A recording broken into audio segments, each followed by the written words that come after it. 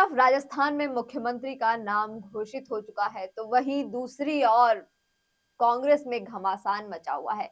यहाँ एक लाइन मुझे याद आ रही है कि समय का भरोसा नहीं, कब पलटी मार जाए।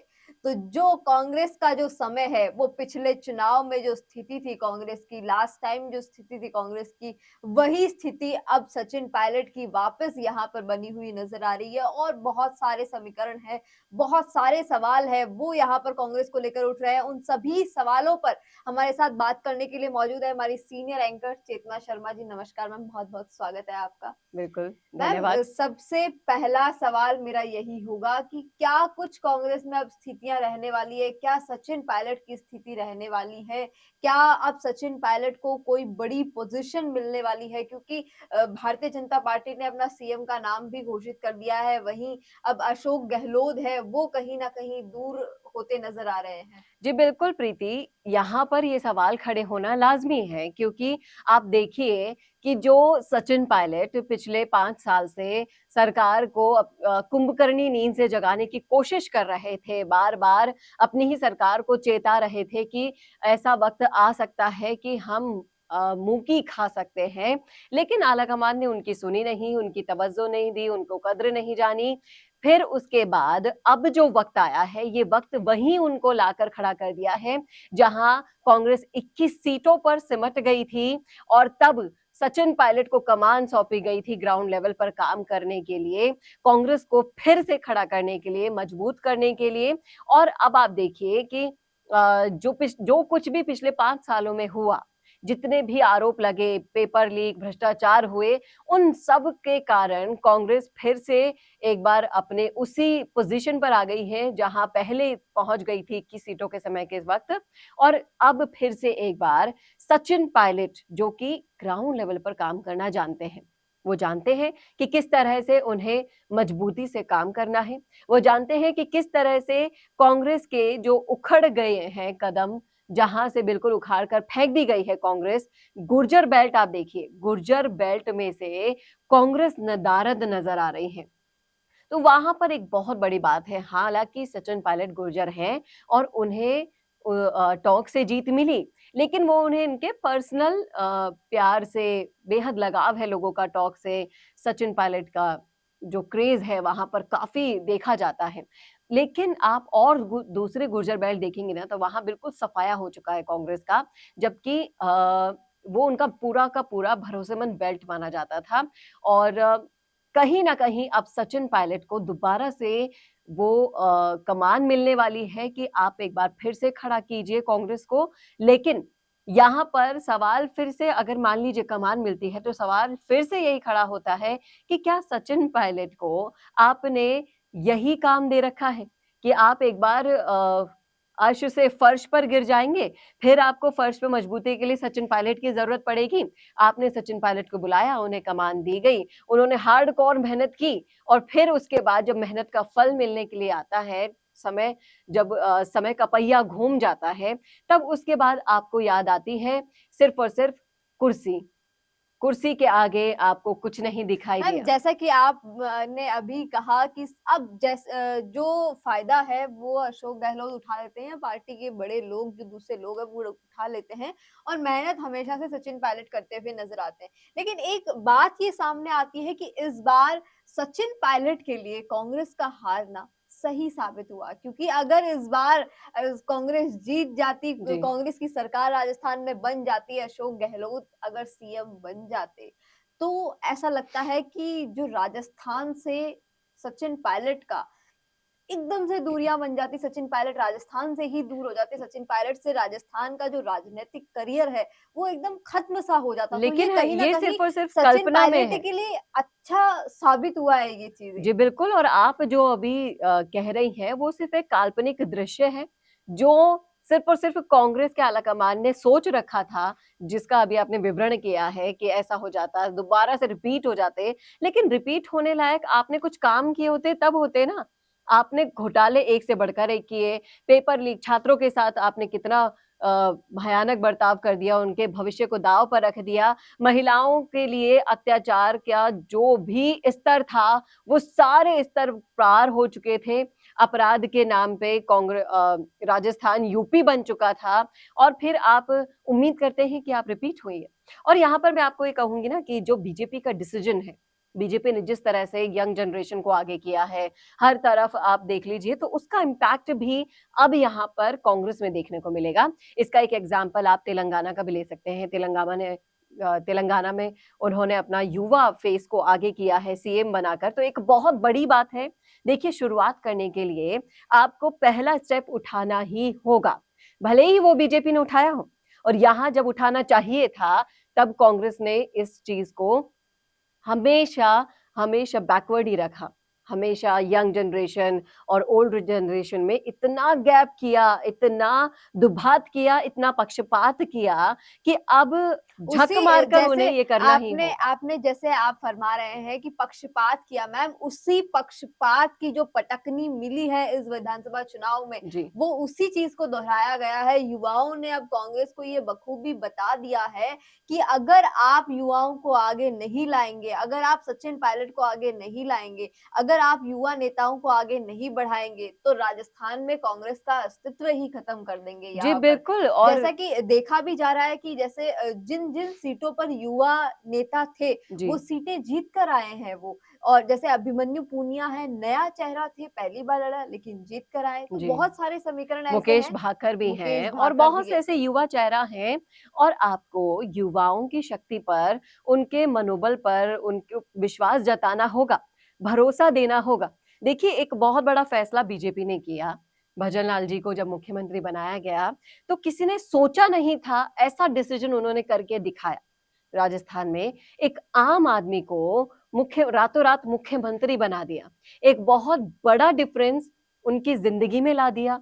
एक बहुत बड़ा डिफरेंस उन्होंने राजस्थान की राजनीति में ला दिया। और फैसले लेने की सिर्फ और सिर्फ ताकत जो होनी चाहिए ना, वो उन्होंने दिखाई कि फैसला लेना और उसको इम्प्लीमेंट करना किसे कहते हैं, वो बीजेपी ने आपको करके दिखाया है। और कहीं ना कहीं इन चीजों का असर अब कांग्रेस तक भी पहुंचने लगा है। और अब कांग्रेस ने जैसे ही अपनी हार का मंथन किया, तो मैं आपको बता दूं कि हार के मंथन में जो सबसे पहला पॉइंट था ना, वो यही था कि उन्होंने गुर्जरों की अनदेखी की। गुर्जरों की अनदेखी हुई। इसमें बहुत सारे एस्पेक्ट्स को मिला मिला के एक जो चीज थी, जो उन्होंने जिस चेहरे पर उन्होंने वोट लिए थे गुर्जरों के, कि सचिन पायलट को मुख्यमंत्री बनाया जाएगा, यानी कि एक वो सपना जिसकी हर जाति आस कर रही थी सालों से। वहां जाट भी अपना मुख्यमंत्री बनवाना चाह रहे हैं सालों से, वहीं बहुत सारी कौमें, मीणा भी चाहते हैं, और कहीं ना कहीं अब गुर्जर भी बहुत अरसे से चाह रहे हैं कि हमारी कौम का मुख्यमंत्री हो। और इसकी कुव्वत और सिर्फ सचिन पायलट में दिखी थी। और वही दिखा के जब इन्होंने वोट ले लिए और जब इम्प्लीमेंट करने की बारी आई, जब अपना वादा निभाने की बारी आई, तब इन्होंने जो लड़ाई का गेम खेला, जो कुर्सी का गेम खेला, वो सबके सामने है। 5 साल जिस तरह से इन्होंने काम किया, सिर्फ और सिर्फ कुर्सी को इधर उधर खींचने का, उसके अलावा आपको लगता है कि गुर्जर कैसे इनको वोट देते? तो ये जो सबसे बड़ा छलावा है ना, वही इनको ठग गया है यहाँ पर, और उसी का परिणाम इनको भुगतना पड़ा है। अब ये दोबारा ऐसी गलती तो नहीं करेंगे। जो इन्होंने सचिन पायलट का फेस दिखाया, गुर्जरों से जो इन्होंने वादा खिलाफी की, उसके बाद अब ये जो हार के जो मंथन किया है उन्होंने, वहां पर ये मंथन भी हुआ है कि कहीं ना कहीं सचिन पायलट ने जो चेताया था इनको, अगर वक्त रहते हुए अगर ये चेत जाते ना, तो शायद राजस्थान की जो रिवाज थी वो टूट सकती थी, वो टूट सकती थी। लेकिन सचिन पायलट और इतने सारे जो कारनामे हैं इन्होंने जो किए हैं, उसकी बदौलत अब इनको ये अपना फैसला बदलना होगा।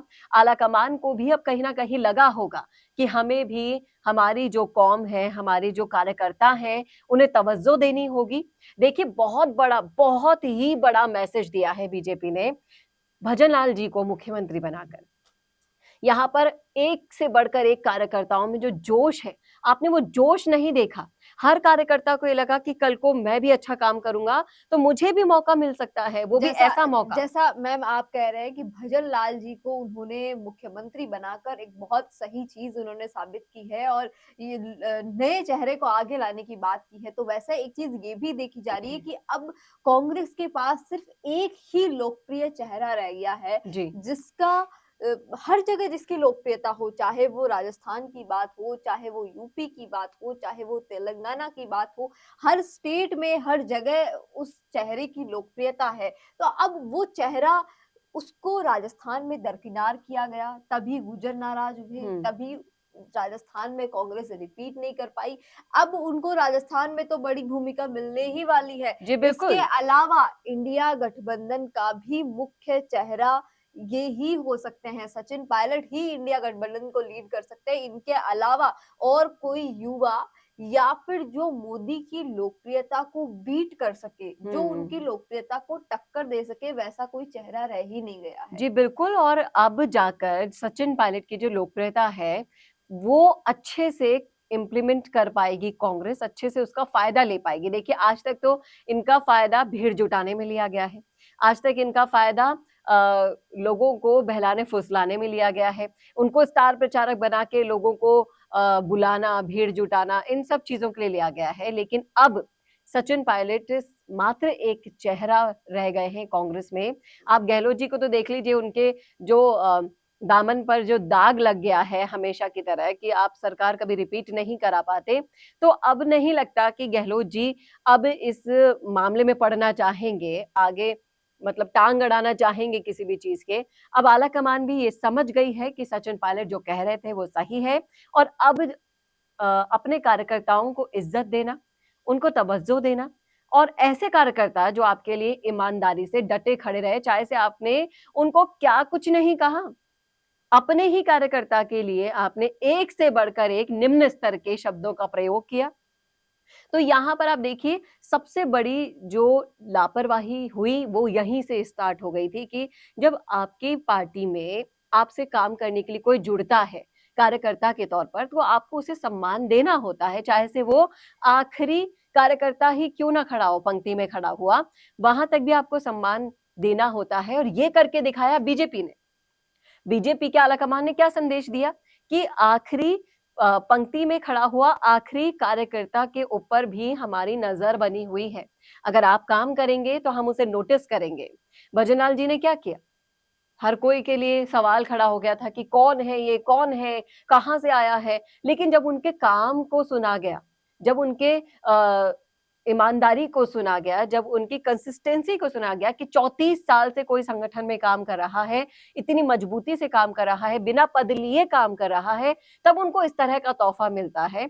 तो ये जो सारी चीज़ें बीजेपी ने करी हैं इम्प्लीमेंट, वो कहीं न कहीं कांग्रेस के लिए अब सीख बन गई हैं और इसी सीख की तर्ज पर चलते हुए कांग्रेस अब सचिन पायलट को सबसे आगे करेगी, सबसे बड़ी ज़िम्मेदारी देगी और अगर पूरे राजस्थान में अगर कोई मजबूत करने का ओहदा रखता है, हिम्मत रखता है ना कांग्रेस को एक बार फिर से, तो वो सिर्फ़ और सिर्फ़ सचिन पायलट ही है। सही कहा मैम, जैसे कि आपने, सचिन पायलट ही अब वो लोकप्रिय चेहरा है जो कि उनकी लोकप्रियता को बीट कर सकते हैं, जो कि राजस्थान का प्रतिनिधित्व कर सकते हैं।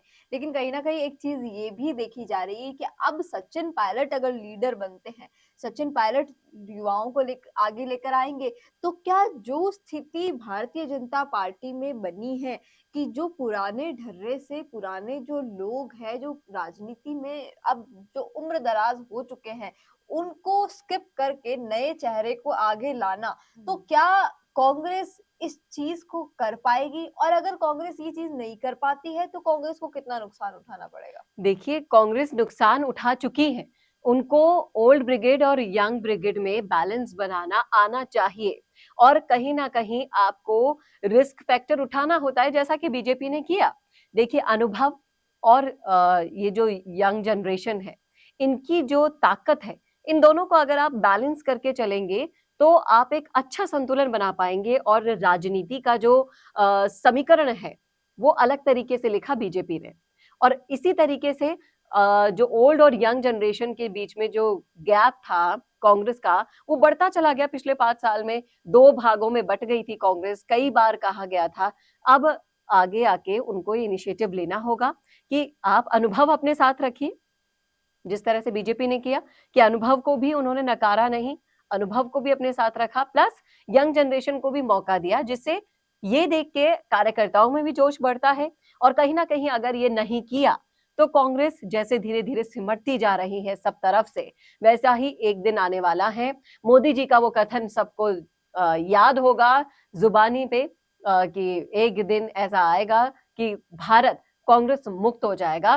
तो वही हाल कांग्रेस का हो जाएगा अगर उन्होंने ये इम्प्लीमेंट नहीं किया कि युवाओं को मौका दीजिए, युवाओं को आगे आने दीजिए, यंग ब्रिगेड और ओल्ड ब्रिगेड के संतुलन को बनाए रखें। और इस तरह से अगर आगे बढ़ेंगे तो शायद कांग्रेस जीवित रह सकती है। जी, जैसा कि मैम ने सही कहा, अब सिर्फ और सिर्फ एक चीज से ही कांग्रेस का जिंदा रहना मुमकिन है, वो कि युवाओं को आगे लाना। आपको क्या कुछ लगता है कि क्या कांग्रेस युवाओं को आगे बढ़ा पाएगी? क्या कांग्रेस युवाओं को अस्तित्व दे पाएगी? क्या सचिन पायलट इस बार राजस्थान की कमान संभालेंगे? क्या सचिन पायलट इंडिया गठबंधन की कमान संभालेंगे? और अगर सचिन पायलट इंडिया गठबंधन की कमान नहीं संभालते हैं तो कांग्रेस की क्या स्थिति रहेगी देश में? कमेंट बॉक्स में जरूर बताइएगा। ऐसी ही और जानकारियों के लिए जुड़े रहिए राजस्थान संवाद के साथ। Namaste. Are you looking for a professional Indian spokesperson for your business promotion? Look no further.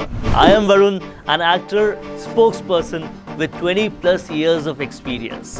Whether you are launching a new product, promoting a service, or simply aiming to connect with your audience, I am here to do that for you in the most impactful manner that connects with your target audience. I do scripting, editing, motion graphics, lighting, animation and audio, all these in-house, ensuring quality and fast delivery.